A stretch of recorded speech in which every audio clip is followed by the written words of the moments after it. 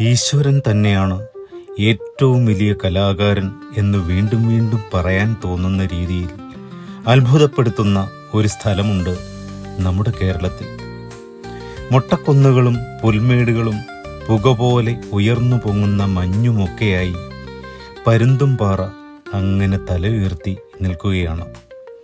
അവിടെയുള്ള സത്രം എന്ന സ്ഥലത്തേക്ക് ട്രക്കിംഗ് നടത്തുമ്പോഴാണ് അതിമനോഹരമായ കാഴ്ച കാണാൻ പറ്റുന്നത്.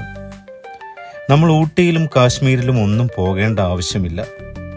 അത്രയും സുഖകരമായ കാലാവസ്ഥയുള്ള, മോഹിപ്പിക്കുന്ന കാഴ്ചയുള്ള പരുന്തുംപാറ ദൈവത്തിൻ്റെ വരദാനം തന്നെയാണ്.